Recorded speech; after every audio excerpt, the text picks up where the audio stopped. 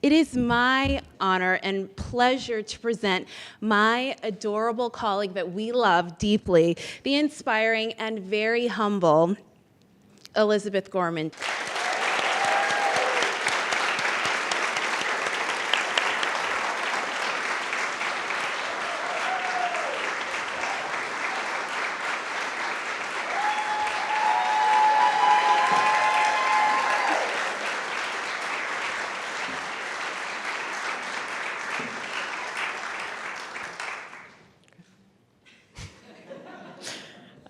My daughters asked me if I was going to cry, and I said no. I'm like, this is not good. I'm already crying. I haven't even started. Can you hear me? Yeah? So I just want to start with a congratulations to Beth Greenwood, who was my daughter Laurel's amazing third grade teacher, and the director of my daughter Josie's middle school musical. So it makes this day especially sweet to have the Lincoln community here. So thank you. Yeah. Also, several of my former teachers, my favorite teachers and role models, have won this award, and a few of them are here in the room. It's humbling and also deeply, deeply meaningful. Yeah. I've come to this event almost every year for my 22 years of teaching, and I come because teaching's really hard, relentlessly hard sometimes, and it helps a lot to hear someone on the other side of It helps a lot to hear someone else talk about how they love to teach and why it matters. This is a tall order on the other side of the podium, but in that spirit I speak. And while I never was a writer, I did feel that my voice mattered as a student in Abby Erdman's English class, so I conjured up her voice as I wrote this, telling me, write the paper only you can write, and that is what I'm going to try to do. On mirrors and gratitude, espejos y agradecimiento. In my teaching and as a human, I aspire to be a mirror, holding it up so that each might see their goodness and potential inside. Most of us are full of self-doubt. For someone else to see our strengths and beauty can help us enormously. I had no idea how much winning this award would be like the community holding up this gigantic mirror to me. I really hadn't anticipated all the letters of appreciation, the stories of what my work has meant. I feel so lucky and affirmed, and I just think how beautiful it would be if we could share admiration of each other more often. So thank you to the BEF, the Brookline Foundation, for this. You are forward-thinking in the way that you invest in energizing teachers, personally and professionally. In that light, I will start this speech the way I start class most days, with a brief moment to pause, arrive, and appreciate. So if this is new to you, welcome. Try it out. So sit up in your chair, take a dignified posture, and then relax your shoulders once you're upright. Feel your 2 feet on the floor. You can bring your gaze down or allow your eyes to close for a moment. And then just take a few easy, nourishing breaths. Check in, see how you're doing.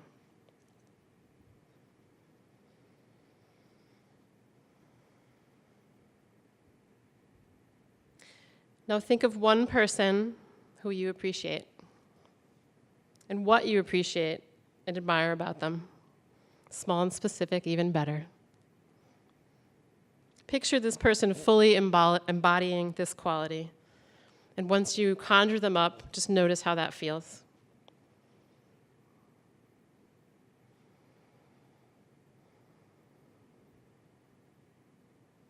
And I'm going to count back from 3 to 1. When I do, you can open your eyes. 3, 2, 1. Yeah. I forgot my bell. It's true. So if you were able to think of someone, please let them know when the speech is over. Be a mirror.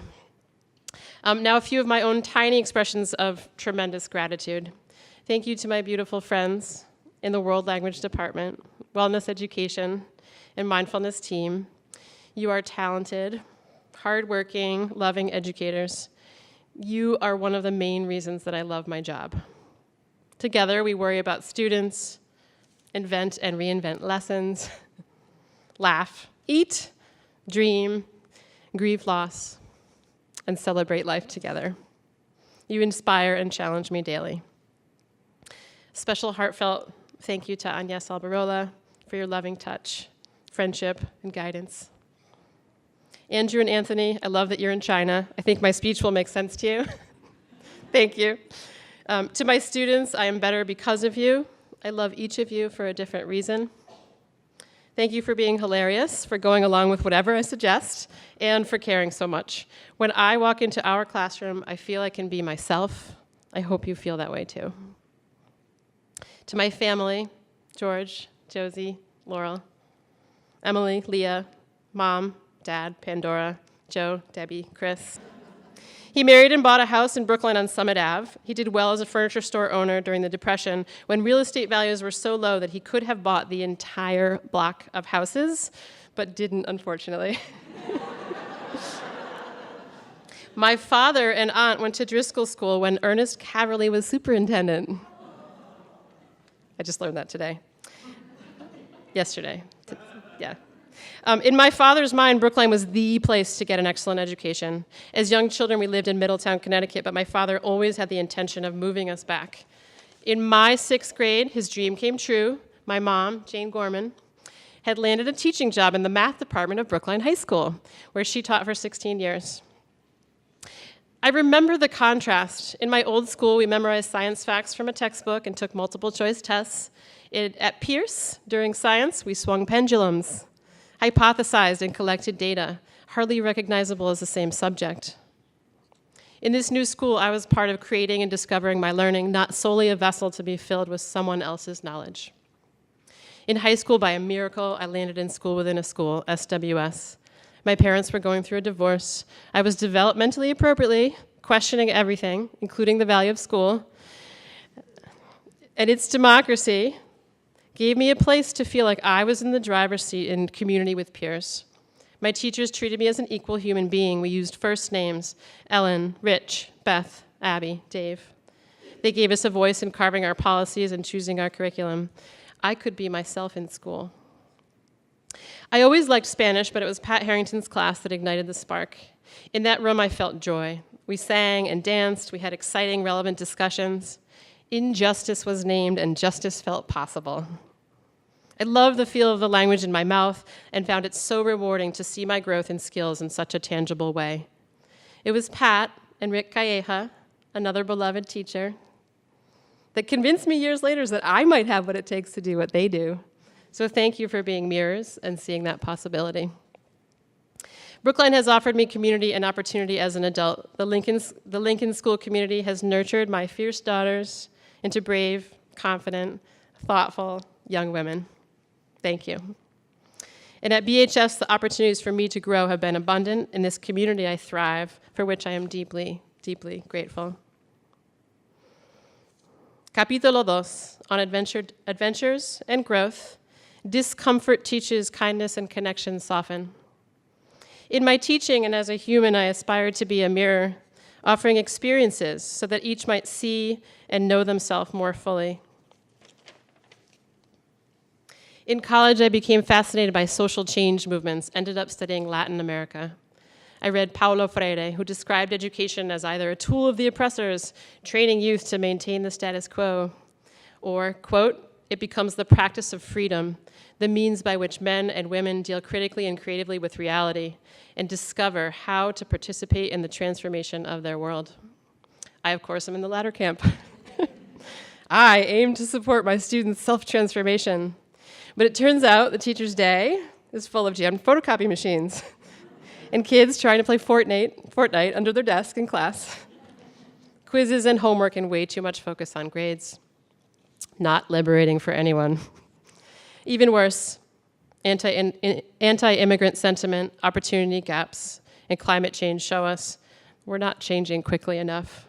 I feel even more urgency to try. On a semester abroad in Bolivia, I needed to do an independent project, and I got connected with a group of indigenous women interested in starting a literacy project. Mind you, that was my first teaching job. The women, unable to decipher or write letters, held no economic power. Armed with liberation pedagogy, my lessons were designed to help them read the world as they learned to read words. When I met the women, though, I discovered that they spoke Quechua and Aymara and not Spanish. Truthfully, I had little to offer, and I was stuck there, very far from home, for a whole month. Luckily for me, they laughed at the ridiculousness of the situation. Just grateful for the time and connection to other women. My best students learned to write their name, but it was definitely not the liberation experience I had envisioned for them. I, however, had been stretched and twisted and humbled, and I emerged a different person. Surrounded by people whose reality was so different, I could see myself more clearly. Things that were once invisible became visible, even if I didn't know what to do with that yet. Through connection, we could also feel our common humanity where we might otherwise have seen ourselves as separate. I'm an adventurer by nature. I always have been. One of my happiest places is sitting on top of a 600-foot cliff that I've just climbed, legs dangling over the edge. Or on a China exchange, slurping homemade noodles and spicy broth. Stumbling in Chinese to explain to someone with 6 full glasses in hand that my students aren't allowed to drink beer. 不要啤酒，谢谢. Got the tones wrong, I think. Lately, I've discovered that sitting quietly in meditation and getting to know myself deeply is also a beautiful adventure. Luckily, being in a classroom is a daily adventure, always a surprise. Never boring, I say on days when it's hard to get out of bed and face the day. As a teacher, I can offer safe, kind spaces to take risks and invite them to participate. In climbing class, Amy and Jonathan learn to trust each other, face their fear of heights, and play. In yoga class, Noah breathes deeply, reconnects with her body, and learns to be with herself gently.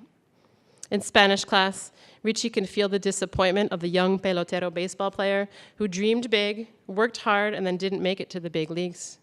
He can also express anger over the system that left him few opportunities. One reason I love leading students on trips is that they feel and grow so much in such a short time. Still, the adventure and experience might go unnoticed if we don't pause, slow down, enough to take it in. So thanks to Vision and help from Abby, Christina, Toby, and I took students to Costa Rica in February. At a bathroom stop, Cole Yee looked up at the beauty of the countryside and said, "Prof, this would be a great place for some mindfulness." No, seriously. I looked back and said, "Okay." So he and I sat down on the platform amidst the chaos, and I started to lead him into his senses, sight, then sound, then touch. I did notice that it got a little quieter around me, but I didn't realize that one by one, the group had joined in. It was a spontaneous and special moment of group presence. The students want to feel things, take in the world around them. They have inner lives, and so do we as adults. In first grade, I was a strong speller. I reveled in my weekly spelling quizzes where I consistently earned 100%. My teacher, in poor taste, posted the quizzes with a perfect score on the bulletin board. It's true. One day, I got back my quiz, 9 out of 10. I was horrified. I had to be on the bulletin board. So I discreetly erased and fixed the spelling mistake, walked back up to my teacher to show her her error. She looked at me, knowing clearly what I had done. After some humiliating public tears, my mom came to pick me up. Rather than punish me, she took me to Friendly's for my favorite lunch on a Sunday. She knew I had learned my lesson, and she gave me the chance to learn to be the best me that I could be. I have never cheated since. Mom, your kindness mattered to me that day. Early in my teaching career, I had a student taking Spanish 3. She was quiet, missed class, and got assignments done late. I was flexible with deadlines, I helped her catch up, and I always welcomed her back after her absences. All year, though, I felt like I was failing with her. Nothing I did seemed right. But at the end of the year, she approached me and let me know, in her baggy sweatshirt, to let me know that she was 5 months pregnant, and to thank me for having the only class she could stand to be in. I had no idea. I like to think that if she were in my class today, I might do better. As it turns out, though, she's around, she's thriving, her child is around high school age, and I might get to teach him. My kindness mattered to her. There's always more going on. Every student wants to do well. Which leads me to my most recent and final capítulo. Parker Palmer, great teacher of teachers, writes, "Before we can create an external space in which to receive people, we have to create an internal space in which to receive them. Before we can create an external space in which to receive people, we have to create an internal space in which to receive them." Becoming a parent transformed me. When I sent Laurel and Josie off to school, I did want them to build skills, of course, but mostly I just cared that they came home happy, liked learning, and were becoming good people making positive contributions to their communities. If we want this for our children, we need to model it ourselves. Pausing and looking up, I saw many of my students tired, anxious, depressed, slogging through work to earn good grades with little joy. They felt pressure to be perfect in all areas. We were all trying to do too much. One talented student from my AP Spanish got diagnosed with Crohn's disease, a stress-related disorder. He needed to drop a class, and he chose mine because it was his most stressful class. He held up a mirror to me that day, and it wasn't comfortable. It's not always comfortable to see ourselves, especially if we see that we are a part of the problem. So I wondered what culture I wanted to be a part of creating. What could I do? So Fran Kuhn, social worker, and I found each other. Could we push back against the mainstream culture? Could we empower students and educators with information about stress and relaxation response tools? Could we open space for reflection and conversation?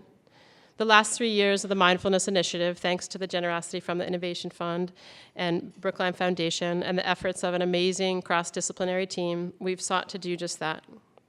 One of the radical parts of the project was to acknowledge the importance of the well-being of the adults in the building. As we settle our own nervous systems, we are more able to be less reactive, more present, and attuned with those who need us most. We transmit a sense of calm and safety. We are all responsible for creating a healthy culture. It's been an imperfect start. I have stepped way out of my comfort zone with this initiative, and it feels important. As Bob Weintraub used to say about the kids, we're not finished yet. Under Tina Bozeman's leadership, Health and Fitness has just changed its name to Wellness Education. I am the first, though certainly not the last, wellness education teacher to win this award. I hope and believe that this is a community vote to value the whole child. I do not see it as separate from the work that I do as a language teacher. Some people think we live in a bubble here in Brookline, and in some ways we do, but I don't see it that way. Here, we hold up mirrors, offer adventures, grapple with defining and creating a kinder, more just world. Young people with all different backgrounds and cultures and language take their education and new sense of self and become leaders in all fields. And our job feels so important. So I want to conclude holding up a small mirror to you, and also as a reminder to myself. You are powerful and beautiful. So right now, think of something you are doing well. Here, now. Name it. Could be something that you did well today, or a project, or a class, or a relationship. Name it, soak it in, sit in your strength. Celebrate the little and the big things. Look for strengths in your students. Help make them visible. Sit in discomfort together. Laugh, appreciate, be kind to yourself. Thank you for being my community. I am here in gratitude and service.